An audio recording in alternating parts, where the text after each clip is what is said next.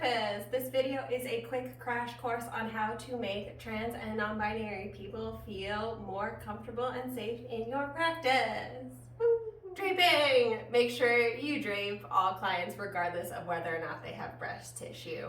By having a blanket policy, it doesn't make anybody feel singled out based on their chest. A lot of trans and non-binary people experience something called dysphoria, which is when your gender presentation doesn't match your anatomy or biology. To minimize any feelings of chest dysphoria specifically, by draping everybody, you make sure that everybody feels safe, feels covered, and doesn't feel singled out for whether or not they do or don't have breast tissue. Okay, when working in the pubic region, again, what are we not going to do? Assume anything about anybody's anatomy based on gender presentation. It is best to ask everybody to move any kind of genitalia, making sure that we keep what we refer to body parts as gender neutral. So, for example, Cora, if you have any external genitals, will you please move them to this side so that way I can do your psoas on this side? Yes, I can. Great. Thank you for asking. Yeah, language for pregnancy. Not all people who give birth are women or mothers, and this can feel quite alienating for birthing folks who the words mother and women don't resonate. Try using words like pregnant person or birthing parent instead to make everybody feel happy and secure. Dead naming. For those of you who don't know, dead naming is the act of referring to a trans or non-binary person by a name they used prior to transitioning, such as their birth name. This can be seen as harassment and gender-based discrimination.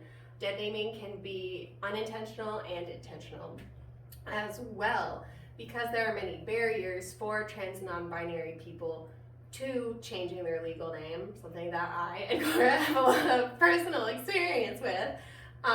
We still have our dead names on legal forms of identification such as driver's license, health insurance, passports, etc. To help trans people feel more comfortable in your practice, have a section for preferred name. Bonus points if you have a section for pronouns. This is a cue to the queer and trans community that you recognize the importance of names and pronouns, and is a great step towards making folks feel safe in your presence. Even though you have the person's dead name, treat that with a lot of care and make sure to never, under any circumstance, call that person by their dead name. It's harassment. Woohoo. Okay, last up, we're going to talk about intersectionality. For those of you who don't know, intersectionality is basically when you have multiple identities and all of your different identities can impact you in different ways than it might other people. So, for example, queer and trans people are much more likely to be disabled, experience poverty, and have mental health issues such as PTSD, anxiety, and depression. This is especially true for people who experience racism, fatphobia, ableism, ageism, and other forms of marginalization. These folks have a higher barrier to access of care and are less likely to receive the care they need and deserve. Be aware of your own biases. Learn about the lived experiences of others, and remember that each person is different and unique. Thank you all for watching my little video.